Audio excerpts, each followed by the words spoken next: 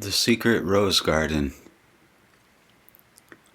The light of light is his beauty heart-ravishing, and his bewitching state the union of unions. As he goes by, so all souls follow, grasping the hem of his garment. Introduction. Life of Shabastari. It is inward glow that makes the Sufi, not the religious habit. Sa'aduddin Mahmud Shabastari was born at Shabastar, near Tabriz, about AD 1250. He wrote the Gulshan-i-Raz, or Secret Rose Garden, as a reply to questions put forth by a Sufi doctor of Herat named Emir Said Hosseini. Very little is known of Mahmud Shabastari's life. He wrote beside the Gulshan-i-Raz 2 treatises on Sufism called Haqq al-Yaqin and Risala-i-Shadid. We learn he had a very favorite disciple called Sheikh Ibrahim. The Gulshan-i-Raz was introduced into Europe by 2 travelers in 1700. Later, copies of the poem were found in several European libraries.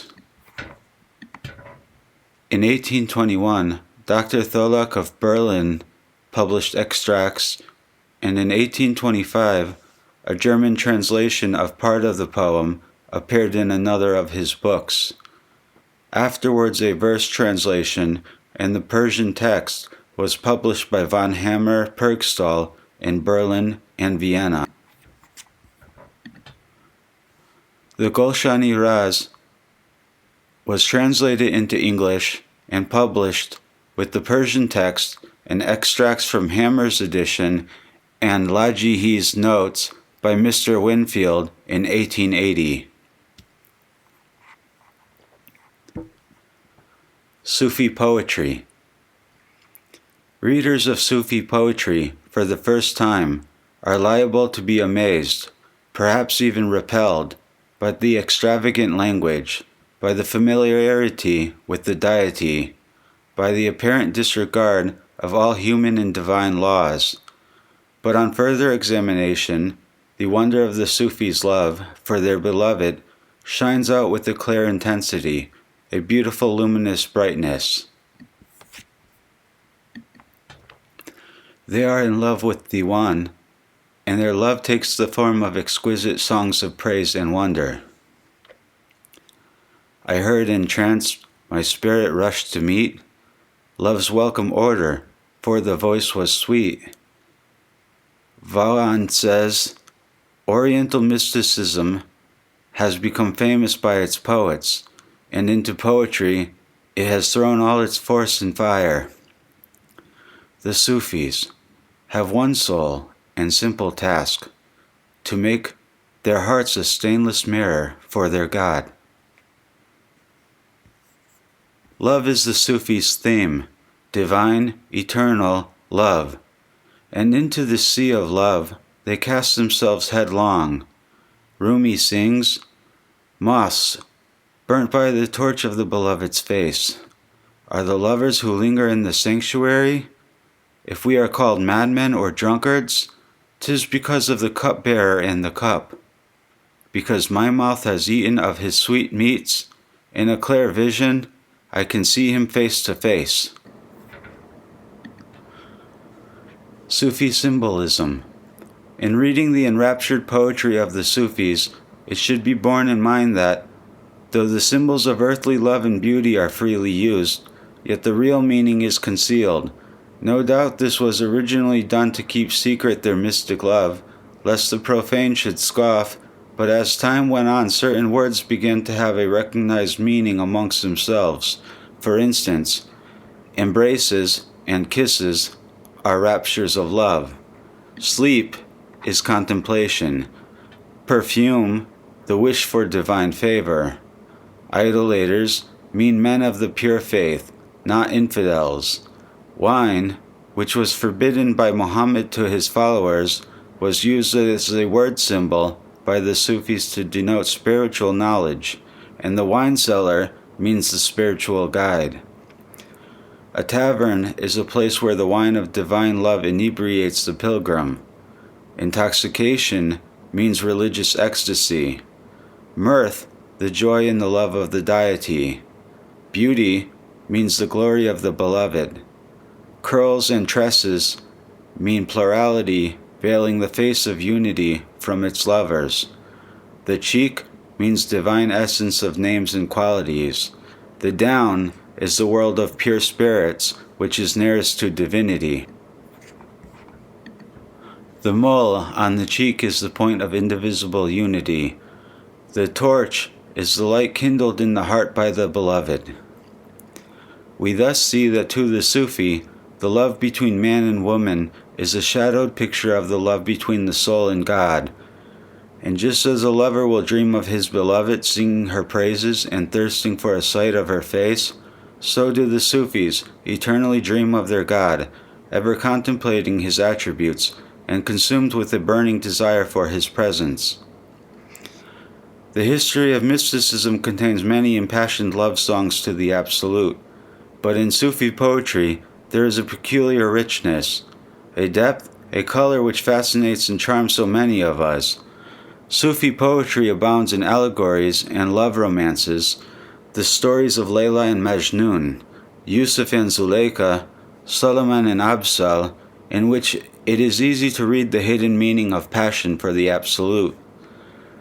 Various are the love themes of the Sufis. We hear songs of the nightingale in love with the rose, the moth fluttering round the light of the candle, the moaning dove who has lost her mate, the snow melting in the desert and mounting as vapor to the sky, of a dark night in the desert through which a frenzied camel madly plunges, of a reed torn from its bed and made into a flute whose plaintive music fills the eyes with tears.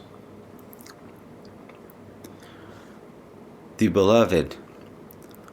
The Sufi's conception of the Beloved is essentially personal, though there is nothing to show that they worshipped him as a person or assigned to him a form. Being pantheists, they probably believed that he was the one light shining in myriad forms through the whole universe, one essence remaining the same.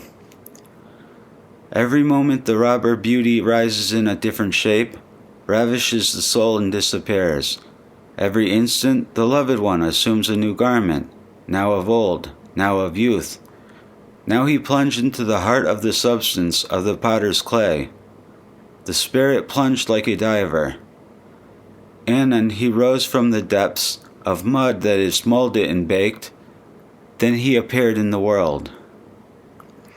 And Jami declares, in neighbor, friend, companion, him we see, in beggar's rags or robes of royalty, in union cell or in distraction haunts, there's none but he, by God, there's none but he. The Sufis realized that it is impossible in spatial terms to describe that which is even beyond pure spirit.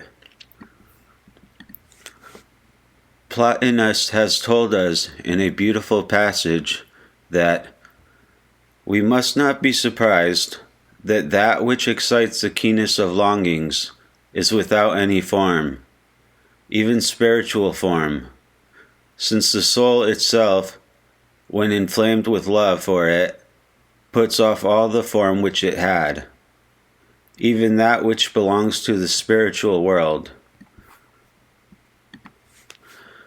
The inability to describe to the uninitiated the secret love of the mystic for the unknowable is made the subject of an exquisite poem by the Indian poet Tagore. I boasted among men that I had known you. They see your picture in all works of mine. They come and ask me, who is he? I know not how to answer them. I say, indeed I cannot tell. They blame me and they go away in scorn. And you sit there smiling. I put my tales of you into lasting songs. The secret gushes out from my heart. They come and ask me, tell me all your meaning. I know not how to answer them. I say, ah, who knows what they mean?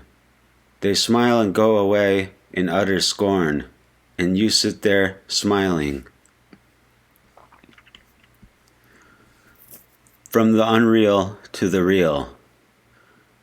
The Sufis believe that the phenomenal world is the unreal, that the reason men are blind to the existence of the real world, which is spiritual, is because there are veils and mists separating the soul from God. This world appears real to the man who cannot use his spiritual eye and view the beyond. Having no discernment of the unseen, he does not believe in its existence. But whosoever becomes aware of the divine light shining in the heart, and who realizes the love of God in the soul, is able to pass from the unreal to the real. He will see gold wherever we go, and pearls wherever we turn, and silver in the waste. So exquisite is the vision of the all-beautiful that whoever has had this vision instantly becomes enamored, and leaves the world of shadows and change to contemplate the One. He will not rest until he has purified his life, cast aside everything that may be a hindrance in his path, and he will spend his whole life in communion with God, at the same time pouring out in love songs and praise all the worship and adoration of his soul. By God, sun never rose or set but thou wert, my heart's desire and my dream, and I never sat conversing with any people, but thou wert the subject of my conversation, in the midst of my comrades, and I never mentioned thee in joy or sorrow, but I love for thee was mingled with my breath, and I never resolved to drink water when I was athirst, but I saw an image of thee in the cup. And were I able to come, I would have visited thee, crawling on my face or walking on my head. When the Sufi has passed to the real world, he is able to see earthly existence in its true light. I am lost to myself and unconscious, and my attributes are annihilated. Today I am lost to all things. Naught remains but a forced expression. Passing through a world of shadows, he fixes his eye on eternity. The happenings of the universe appear to him unworthy of exultation, grief, or sorrow. Earthly love seems worthless, insipid, and dull, compared to his flaming devotion for the unchangeable. He has one desire, one aim, one goal, to reach the bliss which he has briefly touched in rare moments of ecstasy and rapture. To find the far-off mystic city which mystery shrouds, now from mortal eyes, save when upon some lone lost wanderer's sight, its diamond turrets like a daydream rise. The art of Shabistari. I have already said that little is known of Shabistari's life, but of his learning and knowledge of Sufism, there is ample evidence in this book. And though he does not charm with the subtle fascination of Hafiz, though he has not the originality of Rumi, or in style cannot compare with the elegance of Jami, yet in plainness and directness of speech, and in earnestness of purpose, he perhaps outweighs them all. He gives us a clear, bright vision and brilliant sunshine of virtue and vice, reality and illusion, wisdom and ignorance. We do not find ourselves in the twilight of a faintly colored land where we sometimes wander, drawn hither by the sweet voices of the Sufis, where, Midst the delicate perfumes of an oriental garden, the lover is singing and trancing. Love songs, whether of earthly passion or of divine intoxication, remains a matter of heated controversy to this day. Neither are we given such daring advice as Jamie gives when he sings, "Drink deep of earthly love, that so thy lip may learn the wine of holier love to sip." Mahmud's vision of reality was direct and distinct, not the oblique view which is the vision of some mystics, and from this reality he is able to distinguish sharply between the conflicting forces of good and evil. He makes a passionate appeal to humanity to seek for the truth, to desire the substance and not the mirage, to ignore the allurement and illusion of earthly love, and instead to center on the beloved all the heart's adoration. The Secret Rose Garden. It is nearly 700 years since Mahmud planted his garden with roses of love and adoration, of reason, and of spiritual illumination. Since then many have wandered there, lingering in the secret paths and plucking the scented blossoms to carry back into the world of shadows and unreality. What is the fadeless color of these roses? What is their lasting grace of form? And what perfumed attar from them lingers on through the ages? The poem opens with the statement of the sole existence of the one real being, and of the illusion of this world's mirage. How is man to reach knowledge of God? By thought, for thought is passing from the false to the true. But reason and sense cannot throw off the apparent reality of the phenomenal world. Reason, looking at the light of lights, is blinded like a bat by the sun. It is then a consciousness arises in the soul of its own nothingness. At this point, annihilation of the self, it is possible for man to discern the light of the spirit. In this world are mirrored the various attributes of being, and each atom of not being reflects some one divine attribute. Each atom hides beneath its veil the sole amazing beauty of the beloved's face, and these atoms are ever longing to rejoin their source.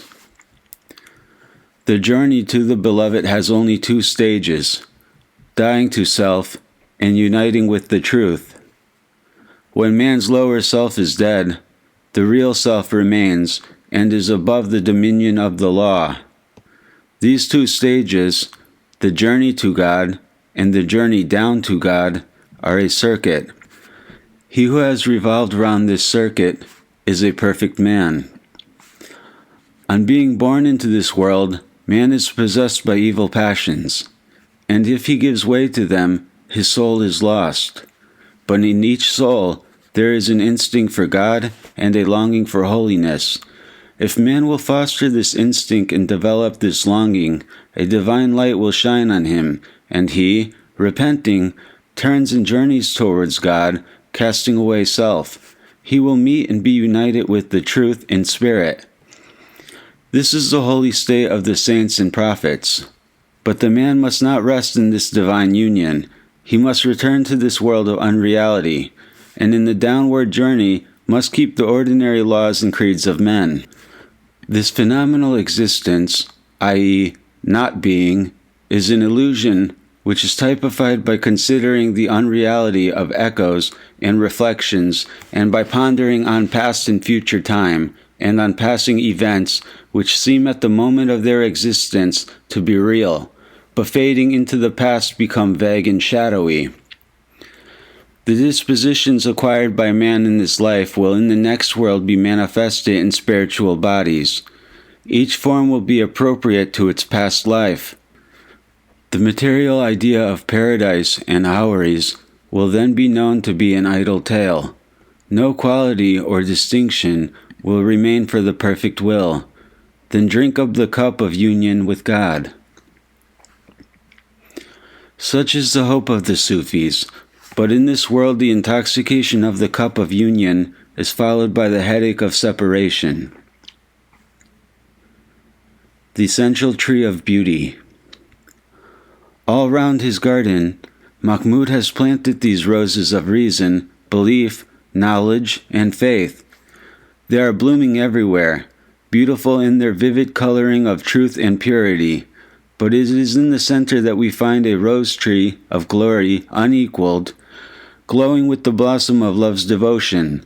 This is the tree which Mahmud planted with all his heart's adoration, the description of the perfect face of the beloved. It is at this spot we waited entranced, and through the mystic stillness we seemed to hear the voice of him who, long ago for love's sake, planted this rose tree, echoing his sublime utterance.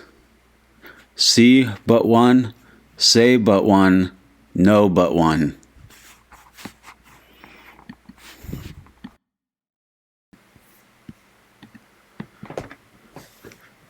The perfect face of the beloved, the eye and the lip.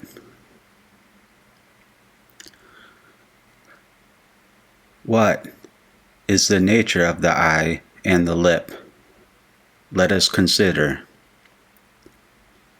Coquettish and intoxicating glances shine from his eye. The essence of existence issues from his ruby lip. Hearts burn with desire because of his eye, and are healed again by the smile of his lip. Because of his eye, hearts are aching and drunken. His ruby lip gives soul garments to men. His eye does not perceive this visible world, yet often his lip quivers with compassion. Sometimes he charms us with a touch of humanity and gives help to the despairing. It is his smile that gives life to man's water and clay. It is his breath that opens heaven's gate for us. A corn-baited snare is each glance of that eye, and a wine shop lurks in each corner. When he frowns, the wide world is laid waste, but is restored every moment by his kiss. Our blood is at fever point because of his eye, our souls demented because of his lip. How he has despoiled our hearts by a frown, how he has uplifted our souls by a smile. If you ask of him an embrace, his eye will say yeah, his lip nay. He finished the creation of the world by a frown. Now and then the soul is revived by a kiss. We would give up our lives with despair at his frown, but would rise from the dead at his kiss.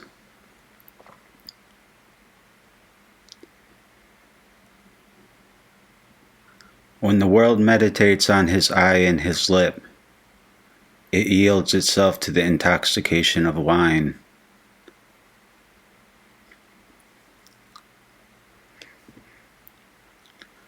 The mole. The single point of the mole in his cheek is a center from which circles a circumference. The two worlds circle round that center. The heart and the soul of Adam evolved from there.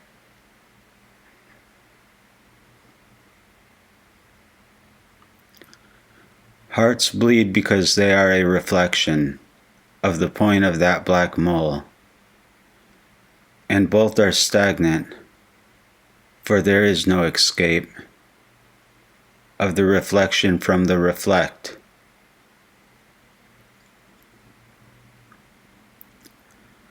Unity will not embrace plurality, for the point of unity has one root only. I wonder if his mole is the reflection of my heart, or my heart the reflection of his mole? Was my heart created from his mole's reflection? Or may it be seen shining in his mole? I wonder if my heart is in his face, or if his mole abides in my heart. But this is a deep secret hidden, alas, from me.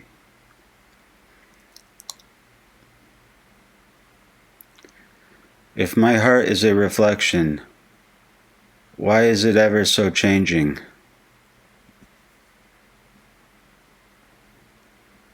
Sometimes tired like his brilliant eye,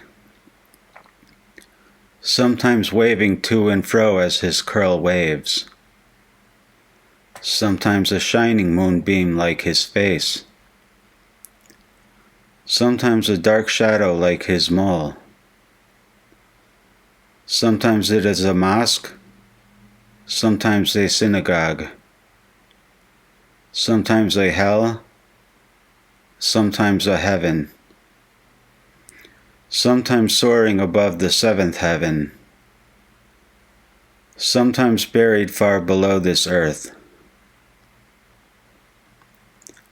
After a spell, the devotee and ascetic turns again to wine, lamp, and beauty.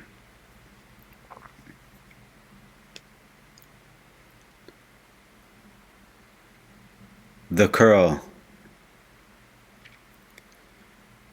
If you ask me of the long story of the beloved's curl, I cannot answer, for it contains a mystery which only true lovers understand. And they, maddened by its beauty, are held captive as by a golden chain. I spoke too openly of that graceful form, but the end of the curl told me to hide its glory, so that the path to it should be twisted, and crooked and difficult. That curl enchains lovers' hearts, and bears their souls to and fro. In the sea of desire, 100,000 hearts are tightly bound. Not one escapes, alas.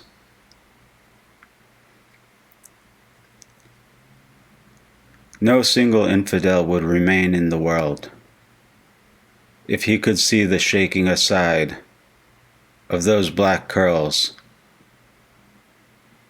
and on the earth there would not remain a faithful soul if they were always in their place. Suppose they were shorn. No matter.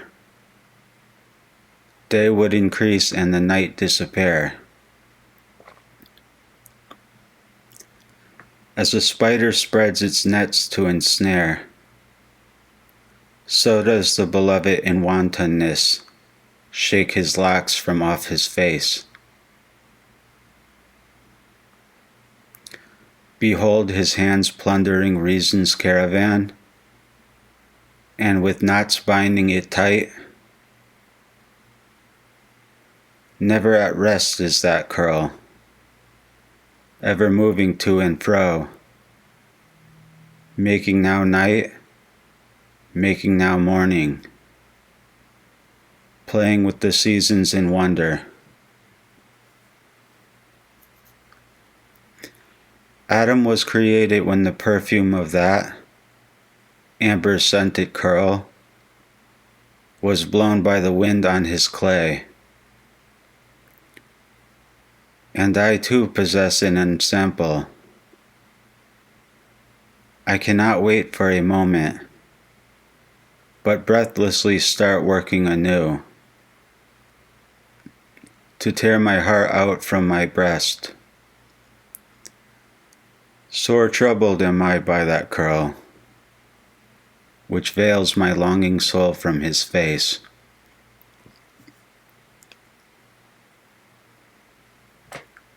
The cheek and the down. The theater of divine beauty is the cheek, and the down is the entrance to His holy presence. Beauty is erased by His cheek, who says, "Without my presence, you are non-existent." In the unseen world, the down is as green meadows, leading to the mansion of eternal life. The blackness of His curl turns day into night. The down of His cheek holds the secret of life. If only you can glimpse His face and its down, you will understand the meaning of plurality and unity. His curl will teach you the knowledge of this world. His down will reveal hidden paths. Imagine 7 verses in which each letter contains oceans of mysteries. Such is His cheek. And imagine, hidden beneath each hair of His cheek, thousands of oceans of mysteries. Such is His down. As the heart is God's throne in the water, so is the down the ornament of the soul.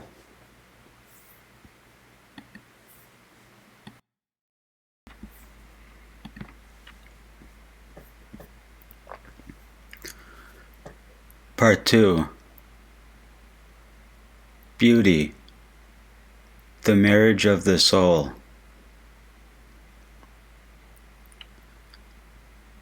Descending to the earth, that strange intoxicating beauty of the unseen world lurks in the elements of nature, and the soul of man, who has attained the rightful balance, becoming aware of this hidden joy, straightway is enamored and bewitched. And from this mystic marriage are born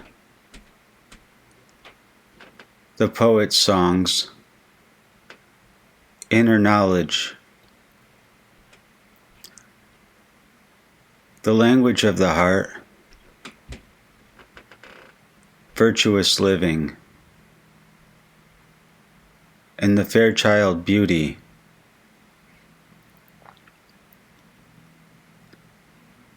And the great soul gives to man as dowry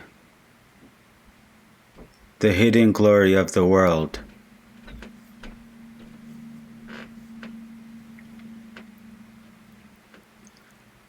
The charm of beauty. From the unseen world descends heavenly beauty, and plants its flag in the city of earthly fairness, throwing the world's array into confusion. Now riding the steed of comeliness, now flourishing the sword of eloquence, and all alike bow down. Saints and kings, dervishes, and prophets, swayed by the charm of beauty's fascination.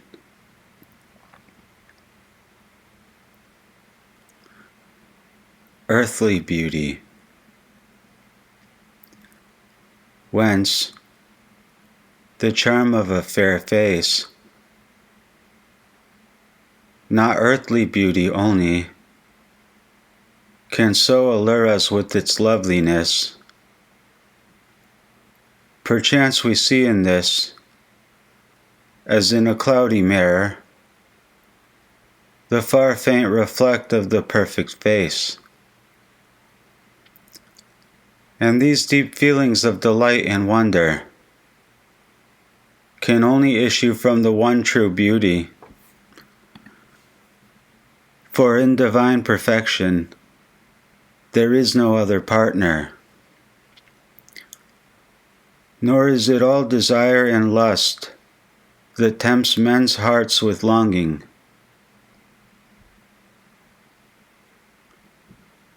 Evil appears but as the other side of truth.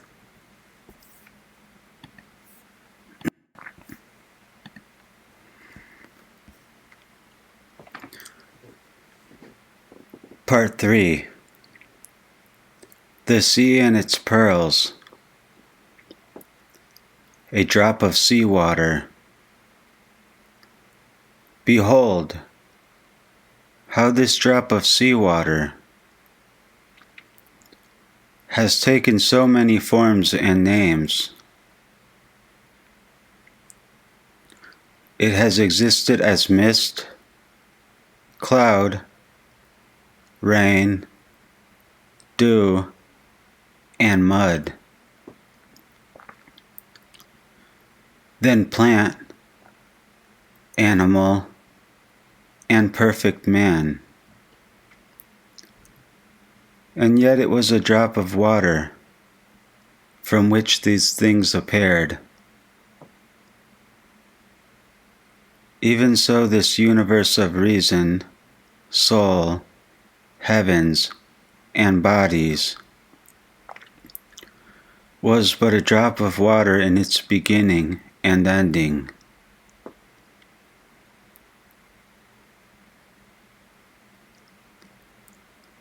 When a wave strikes it, the world vanishes. And when the appointed time comes to heaven and stars, their being is lost in not being.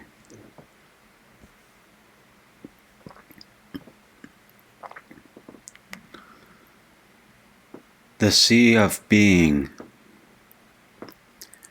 In Being's silver sea, lustrous pearls of knowledge are washed up on the shore of speech, and dainty shells bring poems in their curving forms to strew the beach with beauty.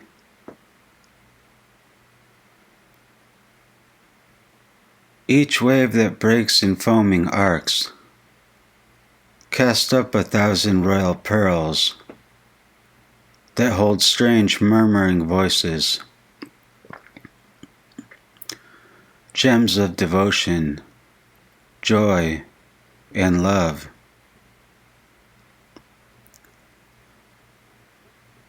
Yet though 1,000 waves at every moment rise and fall, scattering pearls and shells, yet are there ever more and more to come.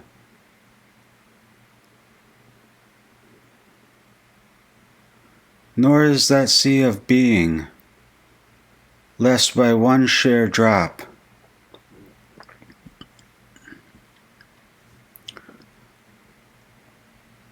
Pearls of knowledge. In the Sea of Aman, the pearl oysters rise to the surface from the lowest depths and wait with open mouths. Then arises from the sea a mist,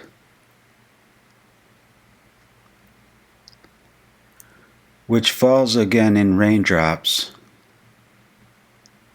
into the mouths of the shells at the command of truth. Straightway is each closed as by 100 bonds, and the shells sink back again into the ocean's depths, bearing in their hearts in pearl drops, which the divers seek and find,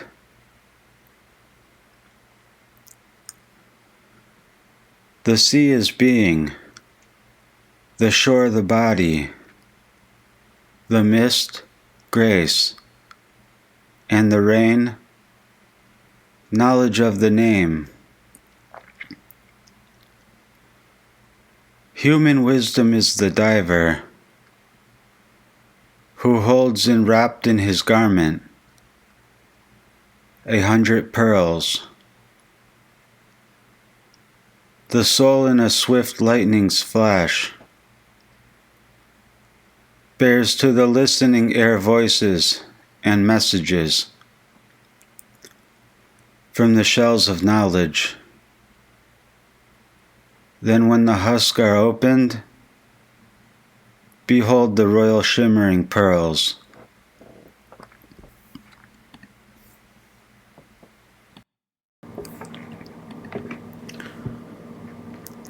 Part 4.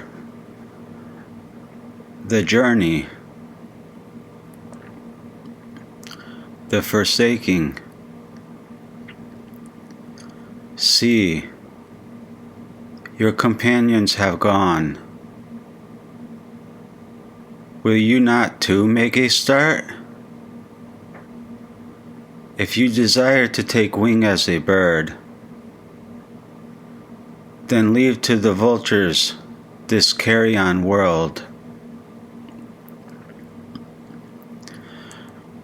Forsake your relations, for your real friend must be sought.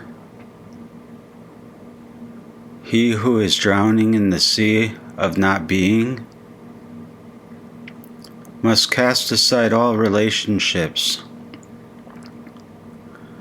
What are father and mother, sister and brother?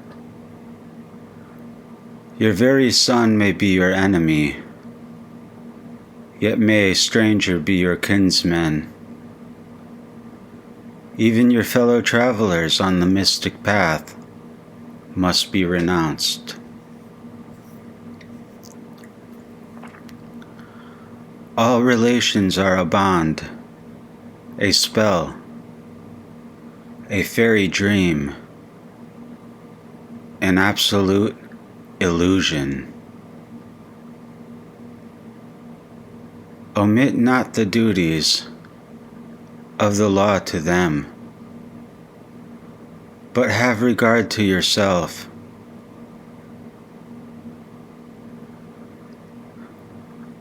Abandon gold and women, for they are a source of anxiety.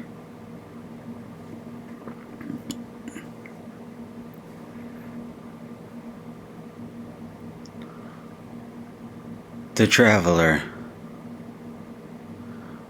The traveler on the path. 'Tis he who knows from whence he cometh, then doth he journey hastily, becoming as pure from self as fire from smoke. Unfolded to him are a series of revelations, from the beginning till he is led away. From darkness and sin,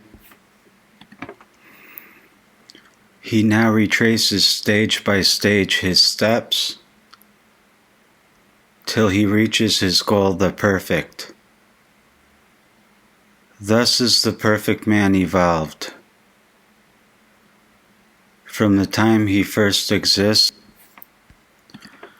as inorganic matter.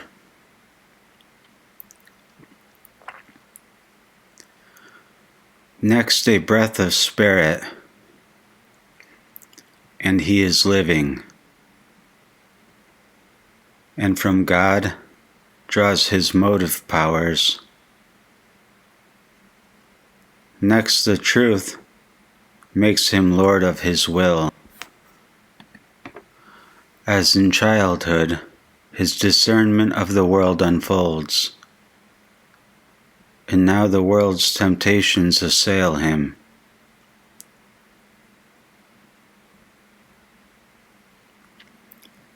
Anger appears in desires of the flesh, and then avarice, pride, and gluttony. His nature becomes evil, worse than an animal or demon. Now is he at the lowest point of all, the point opposite to unity.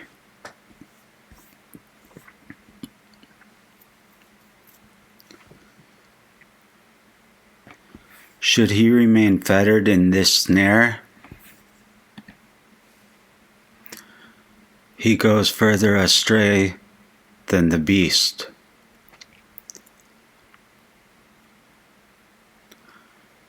But if there shines a light from the spirit world, divinely attractive, or if he can find a reflection of proof, then will his heart respond in a feeling of kinship to this light of the truth, and he will turn back and retrace his steps from whence he came,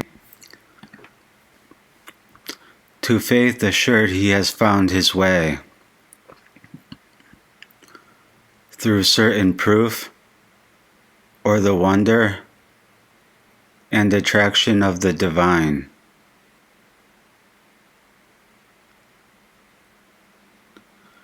He throws away his selfhood utterly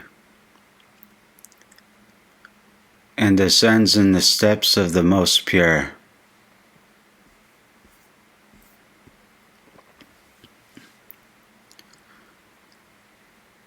Exhortation. Though the world is yours, you remain dejected. Who so pitiable as you? You, who are a man, arise and pass on. Wait not day or night at the halting stages. Tarry not behind your fellow travelers and the caravans.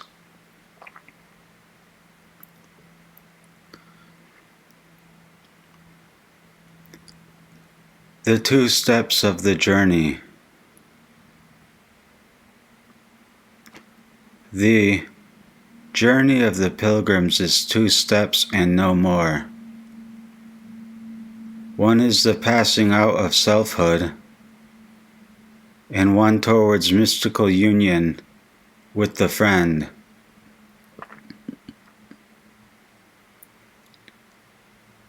Fair. As the Arab racer needs not the whip, so you will not need to fare when on your journey you have started. When purified are your soul and body, you will not fear the fires of hell. Throw pure gold into the fire.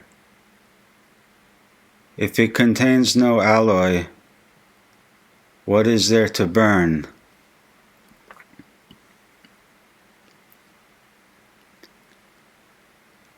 Logic.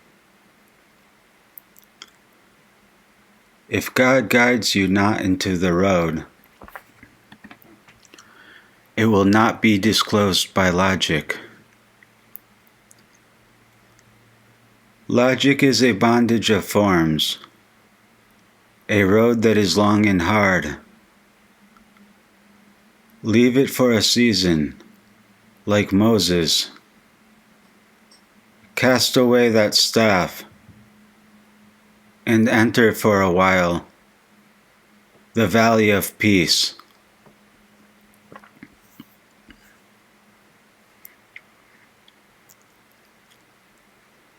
The infant and the youth. The young infant in the cradle stays at his mother's side. But when he is grown manly, he goes forth with his father. So you remain with your mother, the fleshly elements, until you join your father up on high.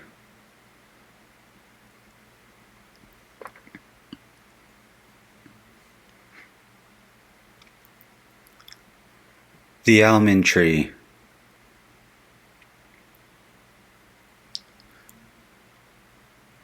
As the kernel of an almond is spoiled utterly, if it is plucked from its husk while unripe, so error in the path of the pilgrim spoils the kernel of his soul.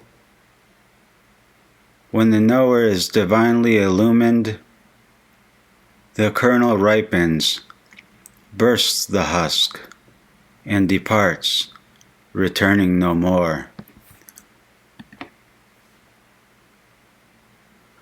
Though shining as a bright sun, and makes another circuit, from water and earth springs up into a tree, whose high branches are lifted up to heaven. Then from the seed of this tree 100-fold are brought forth, like the growth of a seed into the line of a tree. From point comes a line, then a circle. When the circuit of this circle is complete, then the last is joined to the first.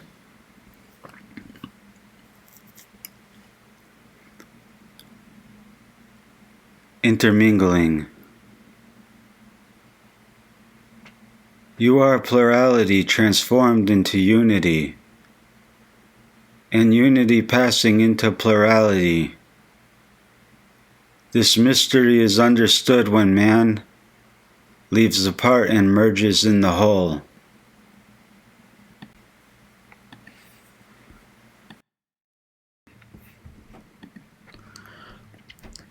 Part 5. Time and this dream world. The past has flown away. The coming month and year do not exist. Ours only is the present's tiny point. Time is but a fancied dot ever moving on, which you have called a flowing river stream. I am alone in a wide desert, listening to the echo of strange noises.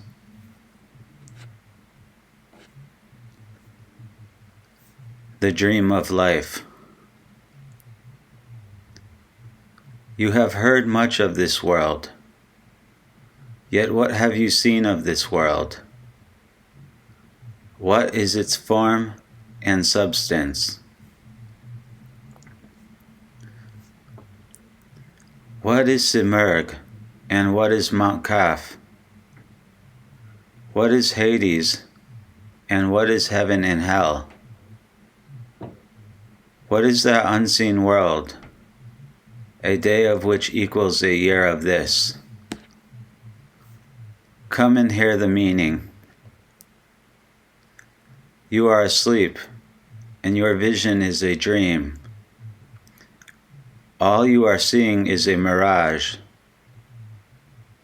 When you wake up on the morn of the last day, you will know all this to be fancy's illusion. When you have ceased to see double, earth and heaven will become transformed. When the real sun unveils his face to you, the moon, the stars, and Venus will disappear. If a ray shines on the hard rock, Like wool of many colors, it drops to pieces.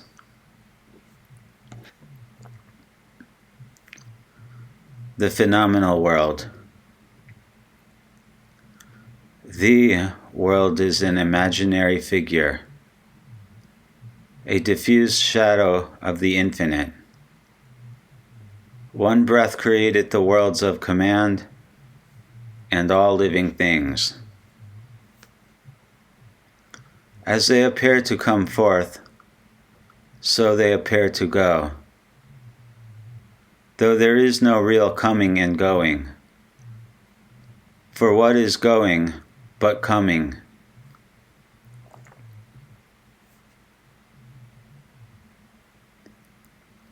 All are one, both the visible and the invisible.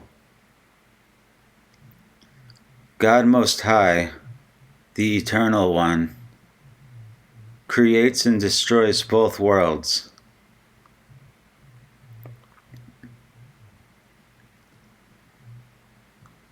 The varied forms you see are but phantoms of your fancy, and by revolving quickly in a circle, appear as one.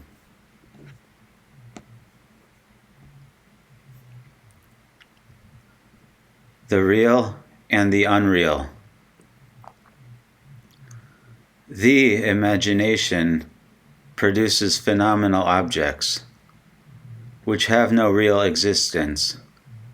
So this world has no substantial reality, but exists as a shadowy pageant or a play. All is pervaded by absolute being, in its utter perfection. There are many numbers, but only one is counted.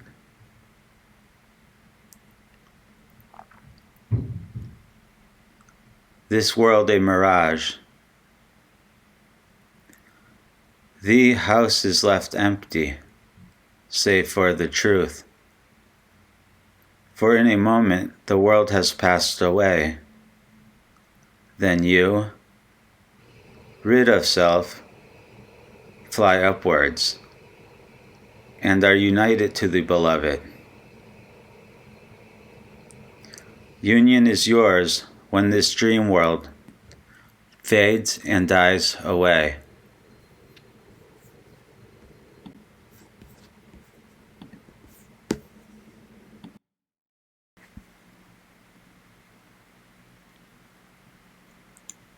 Part 6. Reflections. Sun reflections.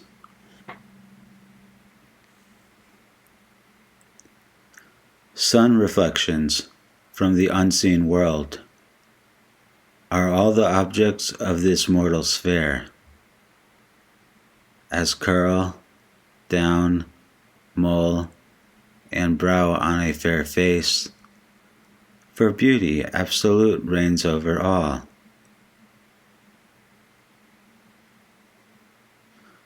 When the ears first hear these words, they seem to denote sensual objects, but as there is no language for the infinite, how can we express its mysteries in finite words?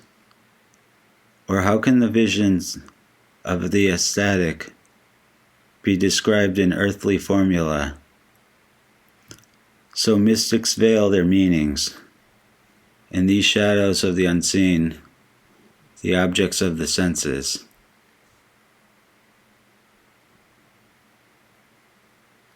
As a nurse to an infant, so is the infinite to the finite.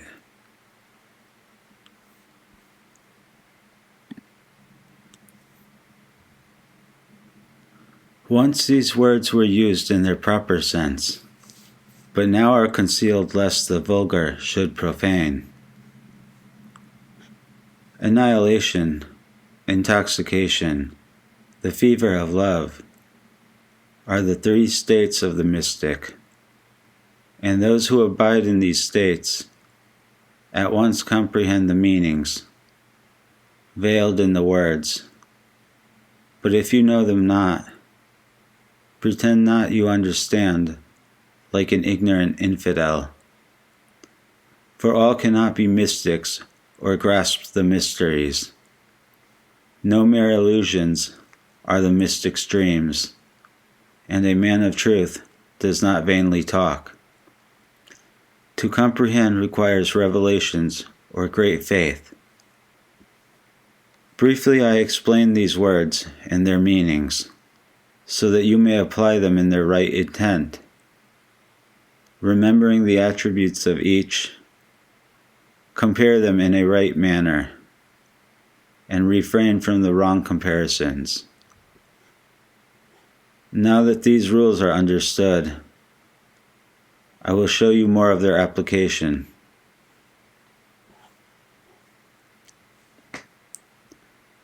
The mirror. Your eye has not strength enough to gaze at the burning sun, but you can see its brilliant light by watching its reflection mirrored in the water.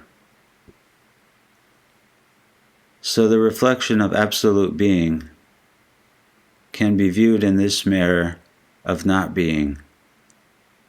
For non-existence, being opposite reality, instantly catches its reflection. Know the world from end to end is a mirror. In each atom 100 suns are concealed. If you pierce the heart of a single drop of water, from it will flow 100 clear oceans. If you look intently at each speck of dust, in it you will see 1,000 beings.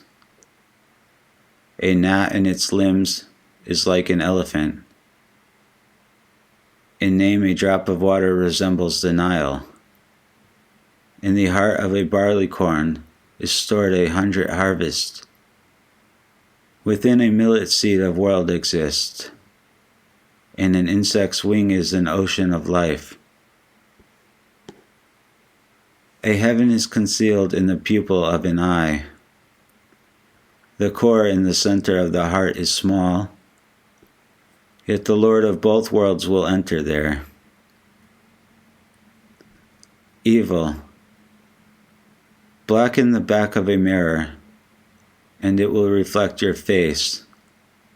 So the dust of the earth reflects the rays of the sun in the seventh heaven.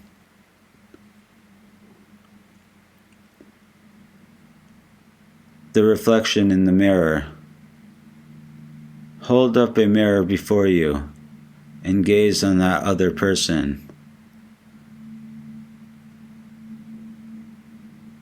Again, look and consider. Your proper self is here, not there. What, then, can be this reflection, this shadow of your face? In the same way as light and dark are not connected, being is not joined to not being.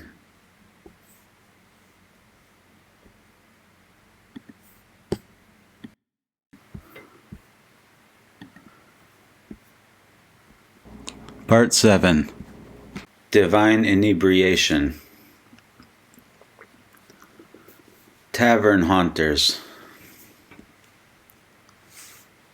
The tavern is the abode of lovers, the place where the bird of the soul nests, the rest house that has no existence, in a world that has no form. The tavern haunter is desolate in a lonely desert, where he sees the world as a mirage. The desert is limitless and endless, for no man has seen its beginning or ending. Though you feverishly wander for 100 years, you will be always alone. For the dwellers there are headless and footless. neither the faithful nor infidels. They have renounced both good and evil, and have cast away name and fame from drinking the cup of selflessness.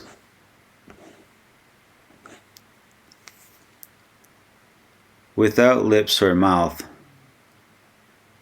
and are beyond traditions, visions, and states. Beyond dreaming of secret rooms, of lights and miracles, they are lying drunken through the smell of the wine dregs, and have given as ransom pilgrim's staff and cruse, dentrifice and rosary. Sometime rising to the world of bliss, with necks exalted as racers, or with blackened faces turned to the wall, sometimes with reddened faces tied to the stake. Now in the mystic dance of joy in the beloved, losing head and foot like the revolving heavens, in every strain which they hear from the minstrel, comes to them rapture from the unseen world.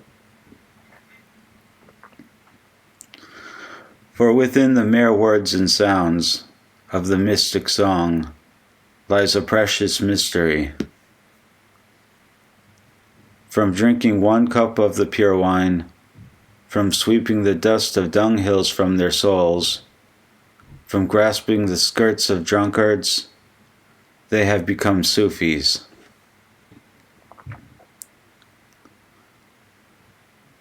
The wine of rapture.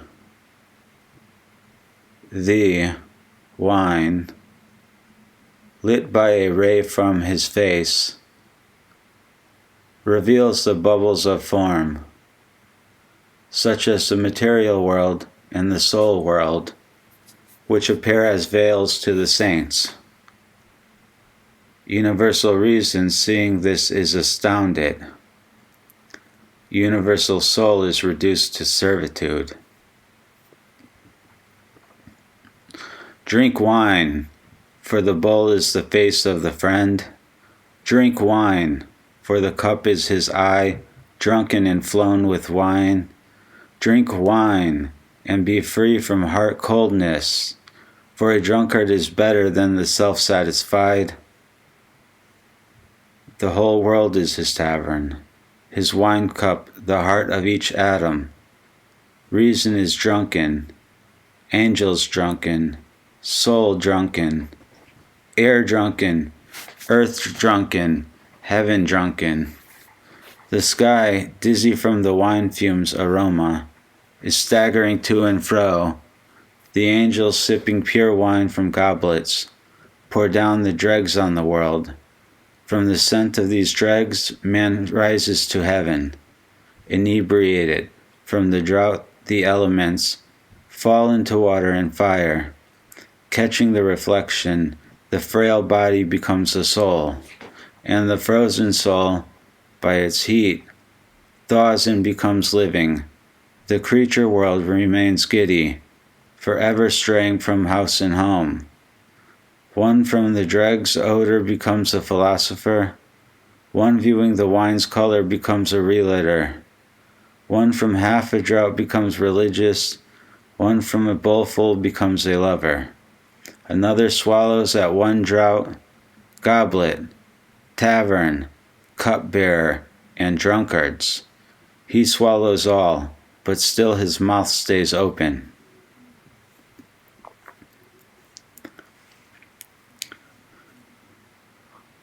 Wine, torch, and beauty.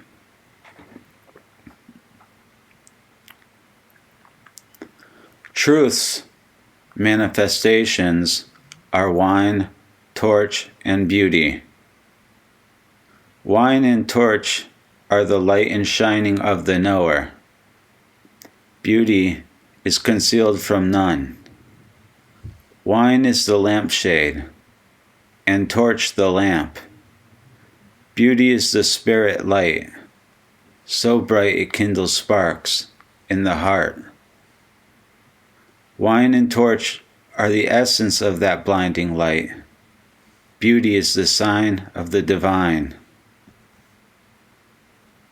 Drink this wine, and dying to self, you will be freed from the spell of self. Then will your being, as a drop, fall into the ocean of the eternal.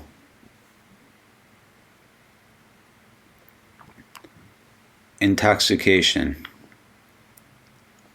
What is pure wine? It is self-purification, the sweetness. What intoxication, what blissful ecstasy. Oh, happy moment when ourselves we quit, when fallen in the dust, drunken and amazed, in utter poverty we shall be rich and free. Of what use then will be paradise and houris? For no alien can find entrance to that mystic room. I know not what will happen after. I have seen this vision and imbibed this cup. But after all intoxication comes headache. Anguish drowns my soul remembering this.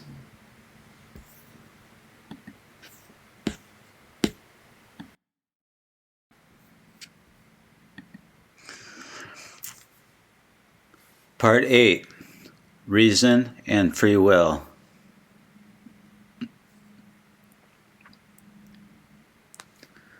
Reason. Let reason go, for his light burns reason up from head to foot.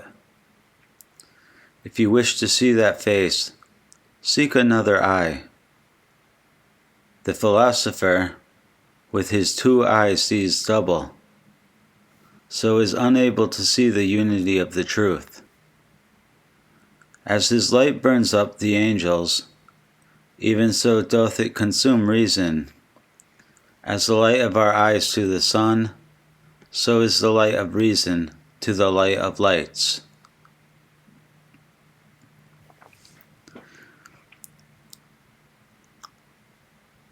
Knowledge.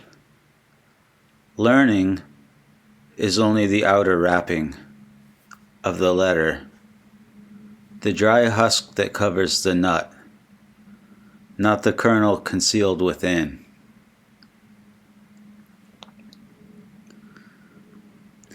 Yet must the husk exist to ripen the kernel.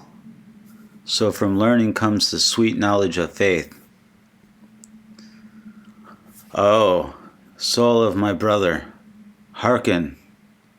Strive to gain knowledge of faith, for the knower in both worlds has a high place. Knowledge loves not this world of form, which is void of reality. Begin to till your field for next year's harvest. Knowledge is your heritage. Be adorned with the principle of all virtues.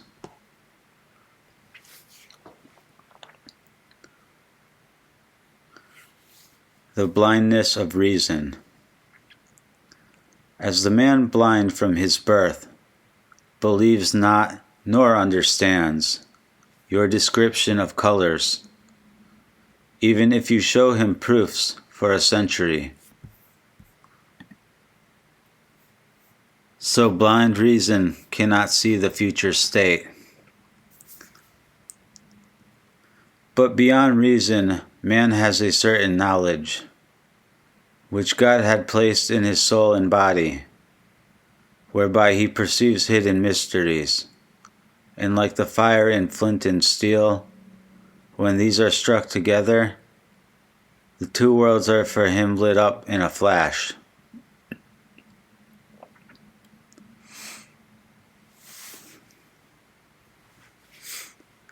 Free will. You say, I myself have free will, for my body is the horse and my soul the rider. The reins of the body are in the hands of the soul, the entire direction is given to me. O foolish one, These are falsehoods and delusions that come from an illusory existence. As your essence is nothingness, how can you have free will, seeing that your being is one with not being? Whence comes this free will of yours? Imagination distributes actions, as in a play or a farce. So when your actions were planned, before your existence, you were created for a certain purpose by the desire of the truth. Therefore is man predestined, before his existence, to certain appointed work, a wondrous ways of thine, without how or why. The honor of man consists of slavery, in having no share of free will. Of himself man has nothing, yet of goods and evil God asks him. Man has no choice, he's under control. Oh, poor soul, he seems free, yet is a slave. Give yourself up to the truth, for you are helpless in his grasp. Freedom from self you will find in the all. And, O dervish, in the truth you will find riches.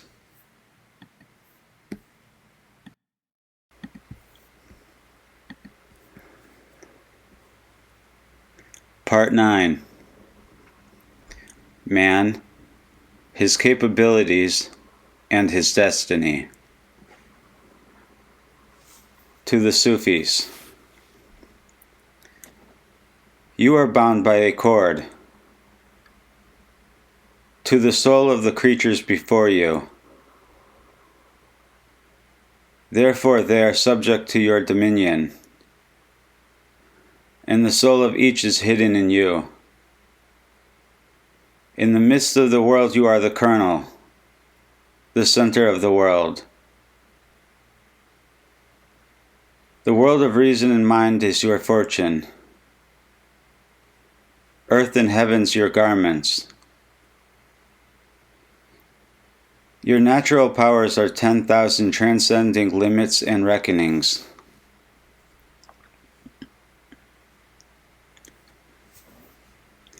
I and you. I and you are but the lattices in the niches of a lamp, through which the one light shines. I and you are the veil between heaven and earth. Lift this veil and you will see. No longer the bond of sex and creed. When I and you do not exist, what is mosque? What is synagogue? What is the temple of fire?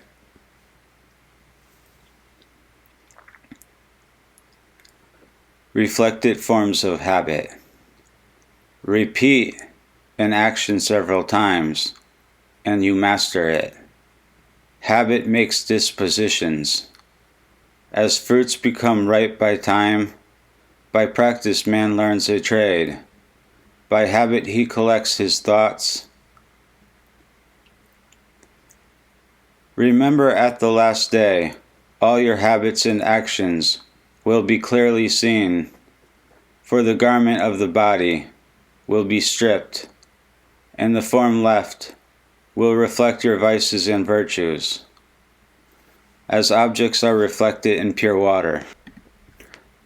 Again, your dispositions will be embodied, made manifest as lights and fire, for all phenomenal limitations will be removed. You who are pure from earthly form, illumined by the truth, will appear all heart from your stainless love. Then you will be possessed by intoxication, scattering in confusion the two worlds.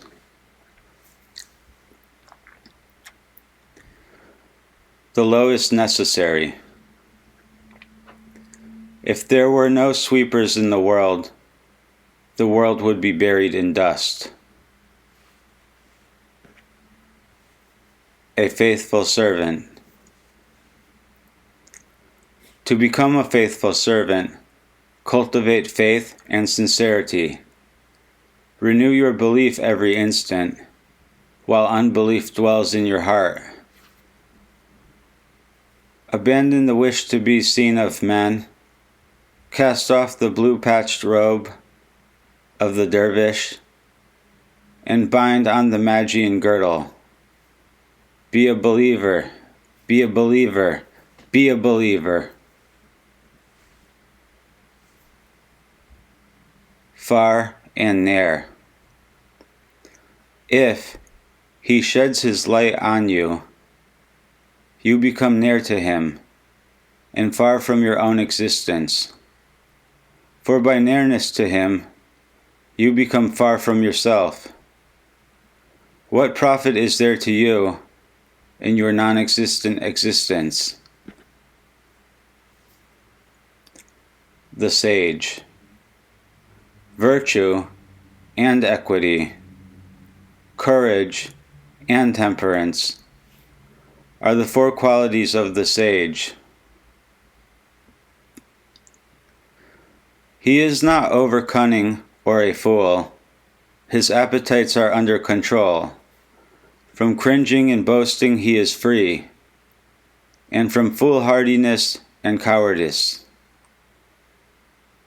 All virtues lie between excess and defect. A narrow path betwixt hell's bottomless abyss, fine and sharp as a sword blade, which permits no lingering or turning around. Equipoise is the summit of perfection, becoming like a simple essence. As the rays of the sun shine upon the earth, so the light from the spirit world shines brightly on him who has attained this equilibrium. The prophet and the saint. The prophet, resplendent in his perfection, is as the sun's bright light, and the saint, concealing his saintship, is as the subdued light of the moon.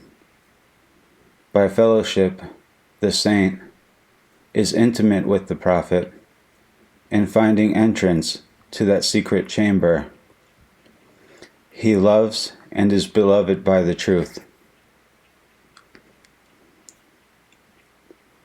The first and the last. The two worlds produced the soul of Adam, which, though first in thought, was created last. In man's self is disclosed the final cause, for there is none beyond him. O first, who are also the substance of the last. O hidden, who are also the essence of the manifest. You, who day and night are wondering about yourself, think of self no more, for the end of such thought is confusion.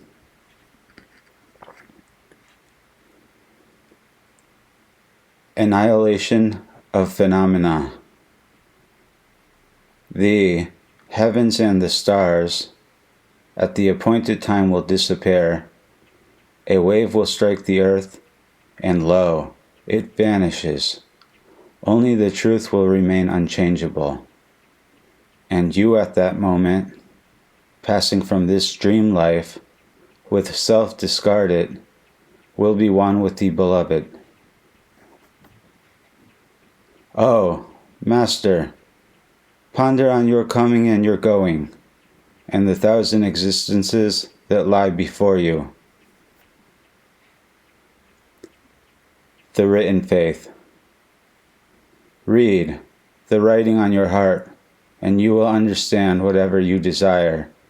For on the day he kneaded the clay, he wrote on your heart, by grace, the faith.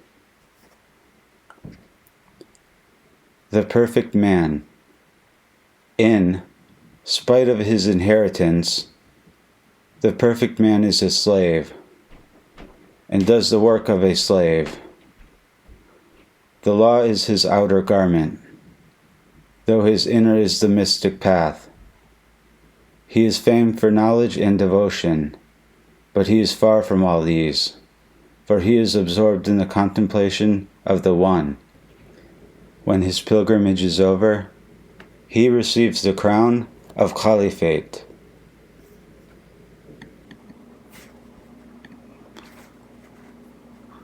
Part 10. The One. The name. Each creature has its being from the one name from which it comes forth and to which it returns, with praises unending. The beloved guest. Cast away your existence entirely, for it is naught but weeds and refuse.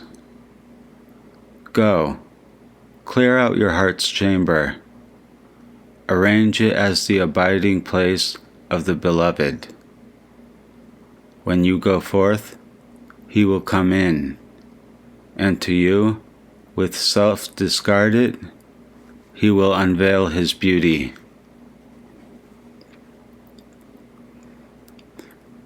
The shadowless.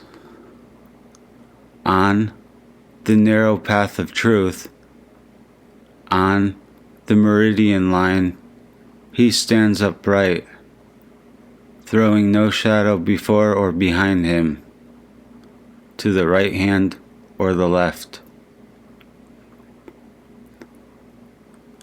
East and west is his Qibla cast, drowned in a blaze of radiant light. Hail, O light of God, O shadowless divinity. The unknowable. Ponder on God's mercies, but not on his essence. For his works come forth from his essence, not his essence from his works. His light shines on the whole universe, yet he himself is hidden from the universe. The Book of God. The universe is God's book, and he, to whom the vision of the divine has been vouchsafed, reads therein and understands.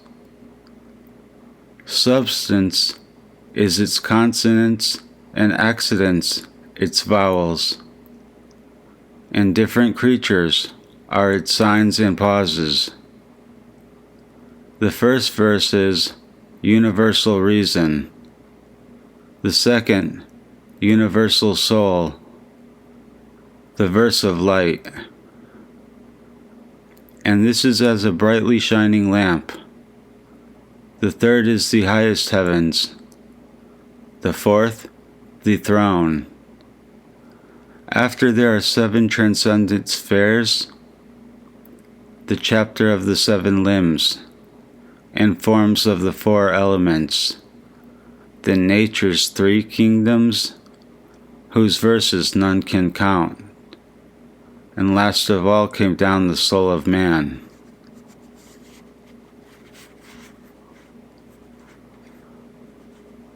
The unchanging light. You fancy this world is permanent of itself, and endures because of its own nature. But really it is a ray of light from the truth, and within it the truth is concealed. And this light alters not nor varies, and is void of change or degree. If the sun tarried always in one spot, and ever shone in the same degree, none would know that the light comes from him.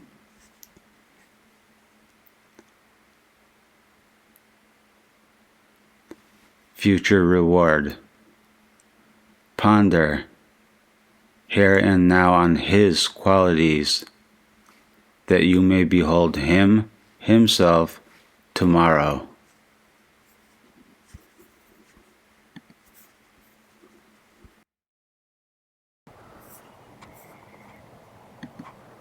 Part 11. The Self. The gamble of the self. Real prayer can only be yours when you have staked and gambled yourself away, and your essence is pure. Then a joy of the eyes are your prayers, and no separation remains. For knower and known are one and the same.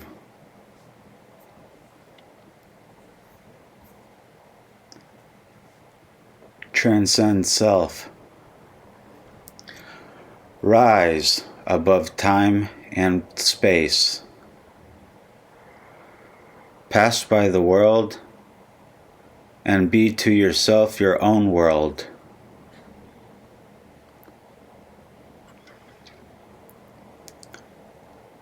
Selflessness.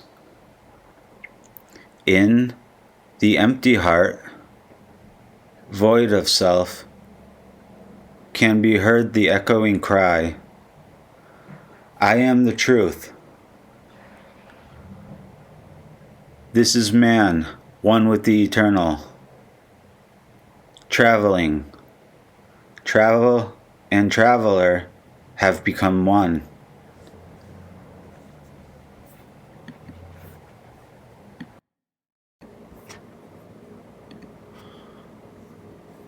Part 12. Idols, Girdles, and Christianity. Are you still turning to great and small? Pondering on religion and piety? Teachership and discipleship? Which mean hypocrisy and bondage. Then idols and girdles and Christianity are still yours. Idols. The idol's real being is not vain, because God created it, and all things from him are good. Being is pure good if it contains evil. That comes from other. Truth is idol worship, if the Muslim man only knew. But he sees in idols only the visible creature, not the truth hidden in the idol. Idol worship is unification, since all things are the symbols of being. By counting beads, repeating prayers, and reading the Quran, the heathen becomes not a Muslim. The man to whom true infidelity becomes revealed. With pretended faith becomes disgusted. Within every body, a soul is hidden, and true faith conceals infidelity. Who adorned the face of the idol with such beauty? And who becomes an idol worshipper, unless God wills it? In all things, see but one, say one, know one. The girdle. The mark of service is the knotted girdle. So gird your loins like a valiant man, with manliness. Cast aside vain tales, and mystic states and visions. Dream not of lights, of marvels, of miracles, for your miracles are contained in worshiping the truth. All else is pride, conceit, and illusion of existence. Christianity. I see the desire of Christianity is purification from self and liberty from bondage.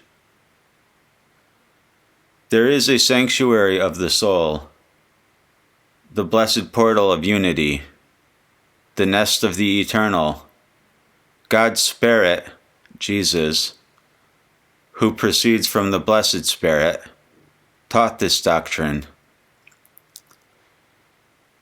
In you is placed a soul, which is a sample of this blessed Spirit. Find release from humanity's carnal desire, and you will enter the divine life. And he who is pure as the angels are will be carried up to the fourth heaven. The mosque and the cloister. If other and others are before your eyes, then a mosque is no better than a Christian cloister. But when the garment of other is cast off by you, the cloister becomes a mosque.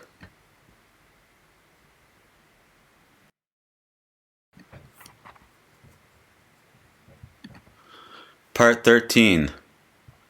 Thoughts. Circles. Behold, the world mingled together, angels with demons, Satan with the archangel, all mingled like seed and fruit, infidel with the faithful, and faithful with the infidel. At the point of the present are gathered all cycles and seasons, day, month, and year. World at beginning is world without end.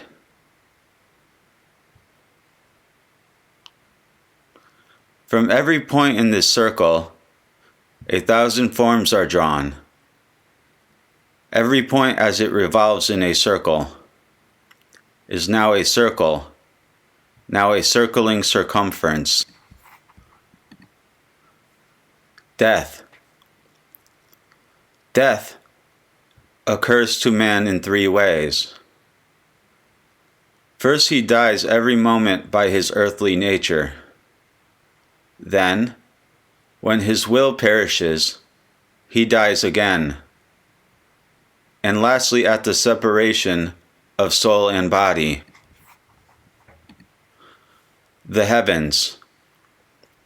Let not the prison of nature detain you, but come forth and view the art of the divine. Contemplate the appearance of the heavens, so that praise and wonder for the truth will be thine.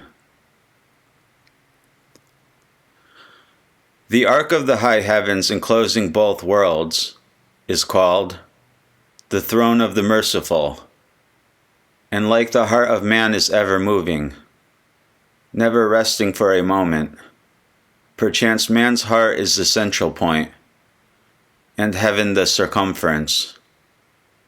Within a day and a night, heaven outspans your circuits, O dervish. The other heavenly spheres are circling too. Remember, they all move in one direction, from east to west like a water wheel, rushing on without food or sleep. When the astrologer is an unbeliever, he sees not these circulating lights of heaven are dominated and controlled by the truth. No complete happiness here. Whom have you seen in the whole world who ever once acquired pleasure without pain? Who, in attaining all his desires, has remained at his height of perfection?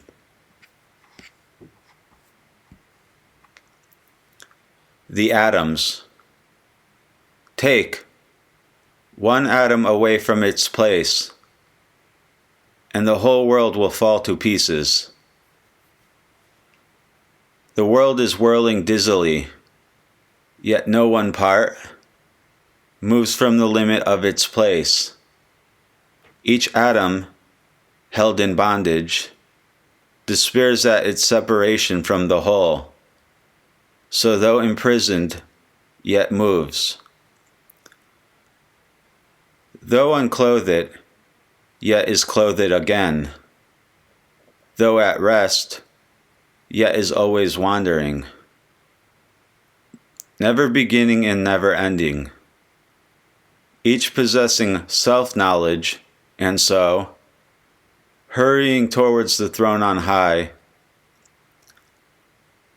each atom hides beneath its veil the sole amazing beauty of the beloved's face. The praise of the atoms. Continually dwelling in all mystic lore, continually singing the song of praise, the atoms of the world will seem to you drunken and heavy with wine. When you have card itself, like the wool carder, you will raise a cry. Oh, take the cotton of illusion from your heirs, and hearken to the call of the One, the Almighty.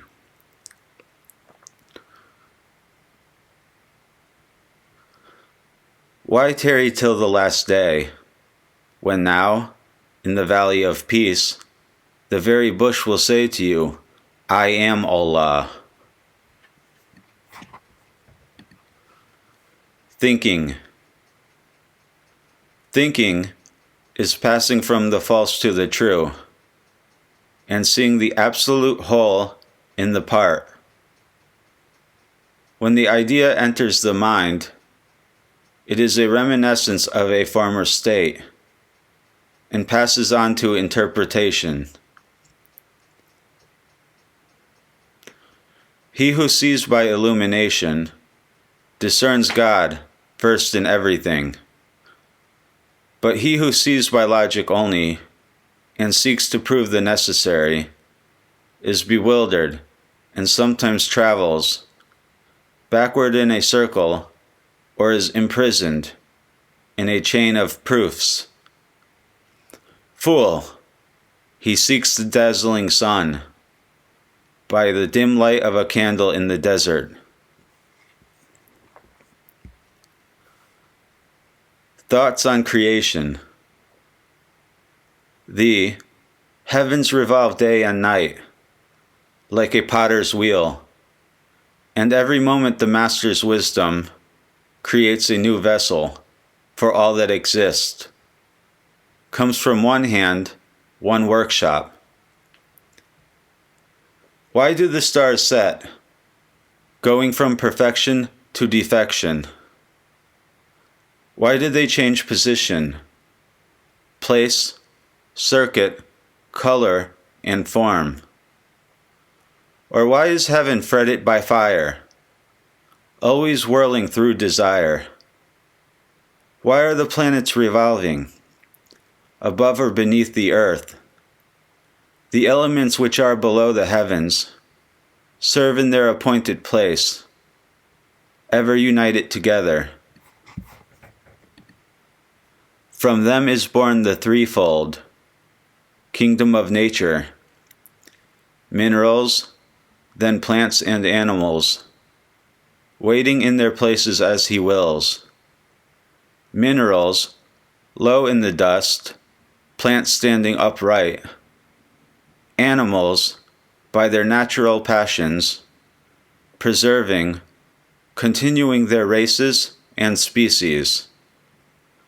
All, bowing to their master's commands, fulfill his will day and night.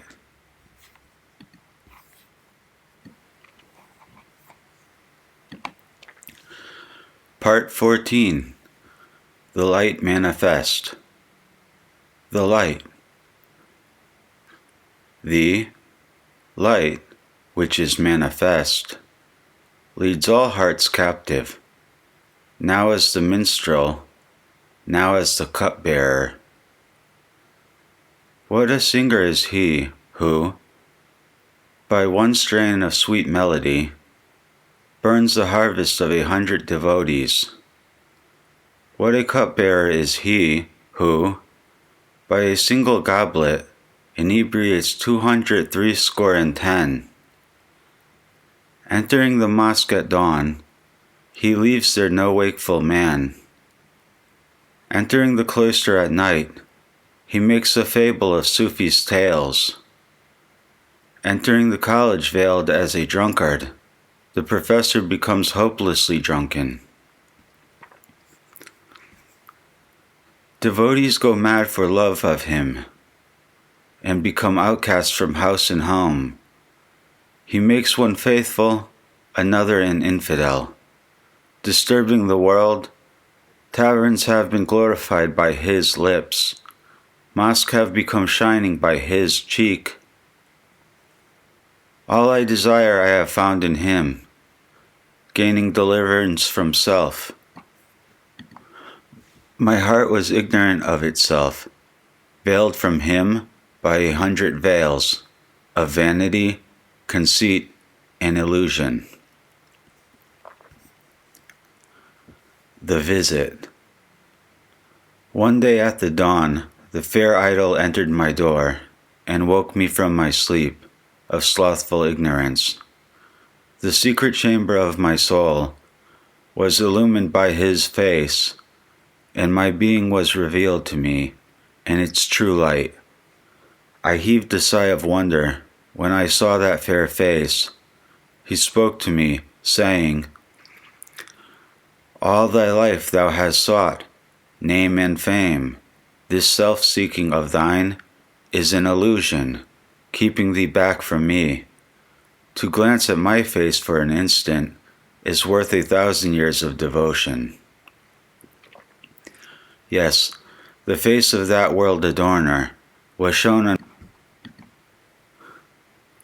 Then that moon, whose face shone like the sun, seeing I had cast hope away, filled a goblet of divine knowledge, and, passing to me, bade me drink, saying, "With this wine, tasteless and odorless, wash away the writing on thy being's tablet."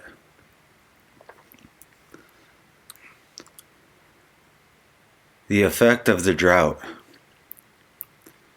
Intoxicated from the pure drought, which I had drained to the dregs, in the bare dust I fell. Since then I know not if I exist or not. But I am not sober, neither am I ill or drunken.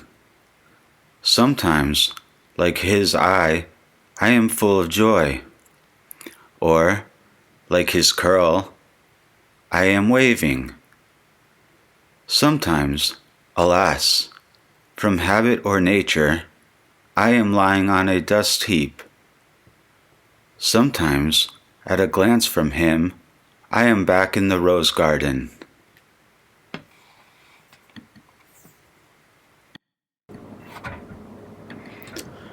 Epilogue. This bouquet of scented blossoms I have plucked from that garden, and have called it the secret rose garden. In it are blooming roses of the mysteries of the heart, untold before. In it the tongues of the lilies are all singing, and the eyes of the narcissus behold all, far and near. Gaze on each one of these with your heart's eyes, till your doubts melt away. You will see tradition, earthly and mystical truths, all arranged clearly in knowledge of detail.